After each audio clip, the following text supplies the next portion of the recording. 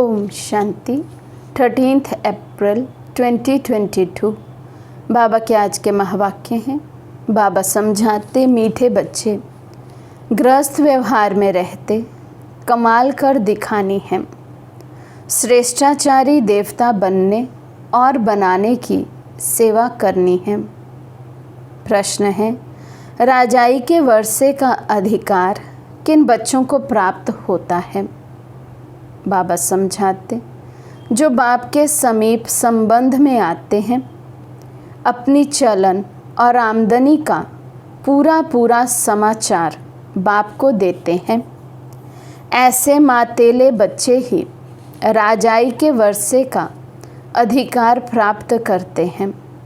जो बाप के आगे आते ही नहीं, अपना समाचार सुनाते ही नहीं, उन्हें राजाई का वर्षा मिल नहीं सकता। वे तो सोतेले बच्चे। बाबा कहते, बच्चे अपना पूरा समाचार दो, तो बाबा समझें ये क्या सर्विस कर रहे हैं। बाबा बच्चों को हर हालत में ऊंच पद पाने का पुरुषार्थ कराते हैं। तो बाबा को सच्चा पोता मेल जो देते हैं, लौकिक कमाई का, बाबा कहते वे सौतेले नहीं, मातेले हैं। और जो पोता मेल नहीं देते हैं वो सौतेले बच्चे हुए, उन्हें मातेले नहीं कह सकते। बाबा को समाचार दें तो बाबा राय दें, बाबा समझें कि बच्चे क्या क्या सर्विस कर रहे हैं। तो इसलिए बाबा ने कहा, बाबा तो हर हाल में बच्चे ऊंच पद पालें, इसी का पुरुषार्थ कराते रहते हैं। गीत है, कौन आया मेरे मन के द्वारे। ओम शांति। बच्चे जानते हैं परम पिता परमात्मा शिव से हमारा क्या संबंध है। परम पिता तो कहते ही हैं, पतित पावन अक्षर भी डाल दो। दिल में है कि पतित पावन परम पिता परमात्मा शिव से हमारा संबंध बाप का है। बाप कहते हैं, मैं बच्चों के सामने प्रत्यक्ष होता हूँ। बाप बच्चों से ही रूरिहान करते हैं, मिलते जुलते हैं। जो बात समझाई जाती है वे फिर औरों को समझानी है। अभी तुम जगत अम्बा और जगत पिता को भी जानते हो। शिव को जगत पिता नहीं कहेंगे, क्योंकि जगत में प्रजा है, इसलिए कहा जाता है प्रजापिता ब्रह्मा और जगत अम्बा। अम्बा सारे जगत की, इससे सिद्ध हुआ वे रचयिता है।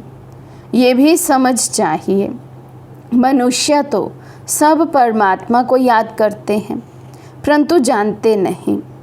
तुम अब परम पिता परमात्मा को, जगत अम्बा को, प्रजापिता ब्रह्मा को जानते हो। उनकी आए संतान बने हो। लौकिक माँ बाप तो सबको हैं, उनको जगत अम्बा जगत पिता नहीं कहेंगे। जगत अम्बा जगत पिता होकर गए हैं। इस समय फिर तुम आकर उनके बने हो। फिर से हिस्ट्री ज्योग्राफी रिपीट हो रही है। तुम जानते हो, हम अब बाप से वर्षा ले रहे हैं। बाप है स्वर्ग स्थापन करने वाला, जिसमें लक्ष्मी नारायण का राज्य था। तुमको भी बादशाही मिली थी, अब फिर से तुम ले रहे हो। तो तुमको पूछना चाहिए, परम पिता परमात्मा को जानते हो? ये बात ऐसी है जो समझते हुए भी भूल जाते हैं।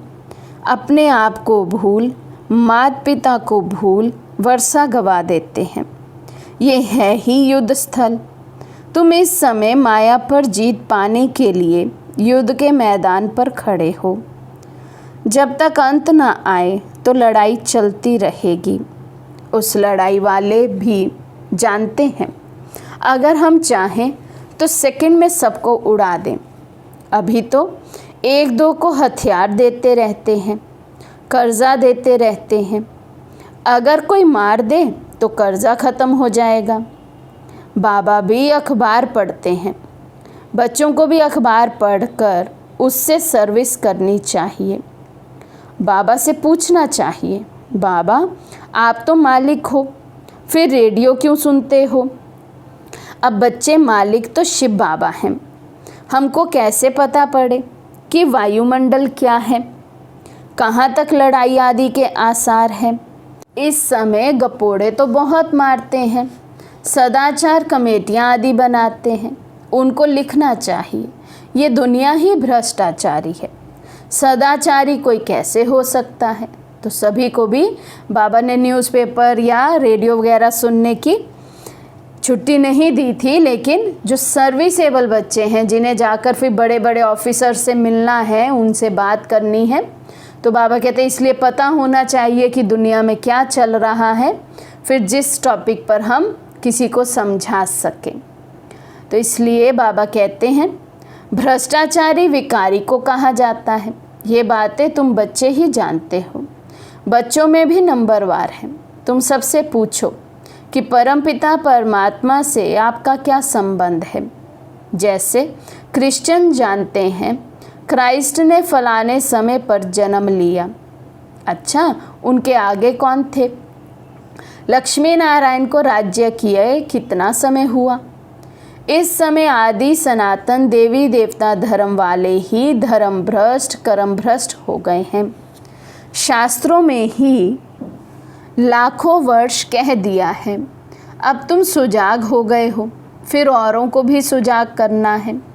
तुम जानते हो शिव हमारा बाप है, प्रजापिता ब्रह्मा और जगत अम्बा भी हमारे मम्मा बाबा हैं।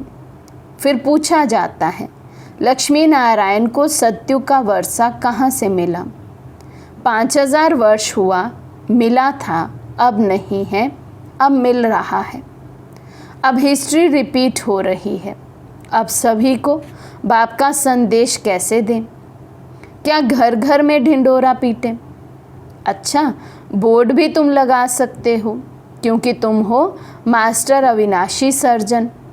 परमपिता परमात्मा है निराकार। अब ये तो कोई नहीं जानते कि शिव बाबा ने किसके शरीर में जन्म लिया। ऐसे भी नहीं कह सकते कि कृष्ण के शरीर में प्रवेश कर जन्म लिया। ये तो तुम नंबरवार जानते हो कि वे हमारा परम पिता भी है और हमारा टीचर भी है, हमको बहुत अच्छी शिक्षा दे रहे हैं। बाबा फिर से कल्प के बाद आकर मिले हैं, समझते हो पक्का पक्का निश्चय भी है। फिर घर जाते ही वे नशा उड़ जाता है। कितनी देर मुरली सुनते हैं, बाबा के सामने रहते हैं तो निश्चय पक्का रहता है, नशा भी रहता है, और जैसे ही बाबा कहते उस दुनिया में जाते हैं, घर जाते हैं, नशा भी उड़ जाता है। घर गृहस्थ में रहते, धंधे धौरी में रहते, कहाँ तक नशा रहता है ये तो ज़रूर बाप को लिखना चाहिए। तो बाबा कहते ये भी पोता मेल, ये भी चार्ट बाबा को देना है कि घर में रहते हुए, काम धंधे में रहते हुए भी कितना बाबा की याद में हम रहते हैं। परंतु बच्चे बाप को पूरा समाचार देते नहीं। तुम बच्चे बाप को पूरा जानते हो तो बाप को भी तुम्हारा पूरा मालूम होना चाहिए। जबकि वे तुम्हारा दादा है तो उनको तुम्हारी चलन और आमदनी का पूरा पूरा मालूम होना चाहिए, तब तो मत देंगे। तुम कहेंगे शिव बाबा तो अंतर्यामी हैं, परंतु ये ब्रह्मा कैसे जाने?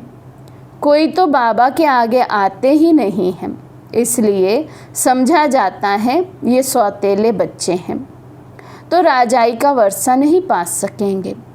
अगर श्रीमत पर चलना है तो पूरा समाचार देना है। बच्चे भी बाप का सब कुछ जान लेते हैं, बाप को भी समाचार देना चाहिए। ये है हमारा रूहानी गृहस्थ व्यवहार का संबंध। ये है रूहानी ईश्वरीय परिवार, सुप्रीम रूह से सभी आत्माओं का संबंध है ना। सबसे ये प्रश्न पूछो कि तुम इन लक्ष्मी नारायण को जानते हो, परमपिता परमात्मा को जानते हो, तुम सतयुगी श्रेष्ठाचारी देवी देवताओं को जानते हो? तो ये प्रश्न बाबा कहते हर एक आत्मा से पूछो ताकि हमें फिर बाबा का संदेश देने का मौका मिले। तुम लिख सकते हो कि इन सब बातों को जानने से तुम श्रेष्ठाचारी बन सकते हो, नहीं तो कदाचित नहीं बन सकते। ऐसी ऐसी सर्विस करने से तुम ऊंच पद पा सकते हो। भ्रष्टाचारी को श्रेष्ठाचारी बनाना ये तुम्हारा धंधा है, तो क्यों नहीं बोर्ड लगाते हो? स्त्री पुरुष दोनों इस सर्विस पर हो। बाबा डायरेक्शन देते हैं, परंतु बच्चे फिर भूल जाते हैं, अपने ही धंधे में लग जाते हैं। सर्विस जो करनी है वे करते ही नहीं हैं, ना पूरा समाचार देते हैं, ना बोर्ड लगाते हैं। बोर्ड नहीं लगाया, सर्विस नहीं की तो समझेंगे देह अभिमान बहुत है। मुरली तो सब सुनते हैं ना। बाबा क्या कहते हैं, अनेक मत मिलती है। प्रदर्शनी के लिए बाबा कहते बच्चे गर्मी है तो पहाड़ी पर जाकर प्रबंध करो। अब देखें कहाँ से समाचार आता है कि बाबा हम ये प्रबंध कर सकते हैं। जानकारी है तो जाकर हॉल व धर्मशाला लेकर प्रबंध रचना है तो बहुतों को संदेश मिले। यहाँ भी बोर्ड लगा हुआ हो, ज्ञान सागर पतित पावन निराकार परमात्मा से तुम्हारा क्या संबंध है? फिर जगत अम्बा और जगत पिता से तुम्हारा क्या संबंध है? वे क्या देंगे? ज़रूर जगत का मालिक बनाएंगे। बरोबर तुम अब बन रहे हो, कल्प पहले भी बने थे। तुम ये बोर्ड लिख दो तो फिर और सब प्रश्न ही खत्म हो जाएंगे। लक्ष्मी नारायण को ये विश्व के मालिक पने का वर्षा कैसे मिला? पूछने वाला तो ज़रूर जानता होगा। अगर इतनी सर्विस नहीं करेंगे तो गद्दी पर कैसे बैठेंगे? ये राजयोग है, नर से नारायण बनने का, प्रजा बनने का नहीं। क्या तुम यहाँ प्रजा बनने आए हो? बाबा के पास समाचार आए तो बाबा समझें कि ये सर्विस कर रहे हैं। ना घर का ना सर्विस का समाचार देंगे तो कैसे समझेंगे कि ये विजयमाला में आएंगे? निश्चय बुद्धि विजयंती, संशय बुद्धि विनशंति। तुम जानते हो अभी हमारी राजधानी स्थापन हो रही है। उस राजधानी में ऊंच पद पाने का तुम बच्चों को पुरुषार्थ करना है, परंतु कोई की तकदीर में नहीं है तो टीचर क्या कर सकता है? तुमने ही ऐसे खोटे कर्म किए हैं जो तुम्हें भोगना पड़ता है। मम्मा ने अच्छे कर्म किए हैं तो कितना अच्छा अटेंशन से मम्मा ने ऊंच पद प्राप्त किया। तुम बच्चों को हर हालत में खूब पुरुषार्थ करना चाहिए। बाबा ने राय दी है बोर्ड बनाएं, लगाना चाहिए और छोटे छोटे पर्चे बनाकर बांटने चाहिए कि इन लक्ष्मी नारायण को जानने से तुम ये श्रेष्ठाचारी देवता बन जाएंगे। शुभ कार्य में देरी नहीं करनी चाहिए। तुम मीठे मीठे बच्चों को बहुत सर्विस करनी चाहिए। गृहस्थ व्यवहार में रहते कमाल कर दिखानी है। कब छोड़ने का ख्याल नहीं करना है। तुम जानते हो बाबा हमको ब्रह्मा द्वारा सिखला रहे हैं। शिव बाबा भारत में आया है तो क्या निराकार आया? कैसे आया, क्या किया, कोई को पता ही नहीं है। शिवरात्रि मनाते हैं, ज़रा भी पता नहीं है। परमात्मा आते ही हैं पावन बनाने। बाबा कहते हैं कोई भी बात में मूंझते हो तो पूछो कि बाबा हमको ये बात समझ में नहीं आती है। 84 जन्मों का राज भी समझाया है, वर्णों में भी आना है। तुम ये धारणा करते हो बरोबर हमने ऐसे 84 जन्म लिए हैं। अब फिर हम सूर्यवंशी बनते हैं। जितना जो पुरुषार्थ करेगा उतना ऊंच पद पाएगा। कितनी सहज बात है। फिर भी बुद्धि में बैठता नहीं है तो आकर पूछो बाबा हम इस समझानी में मूंझते हैं। पहले पहले अल्फ का परिचय देना है। ये बोर्ड सब लगा दें। इस नॉलेज से तुम सदा सुखी श्रेष्ठाचारी बन जाते हो तो ये अच्छा है ना। टेम्पटेशन होगा, क्यों ना ऐसी बात जाकर समझें।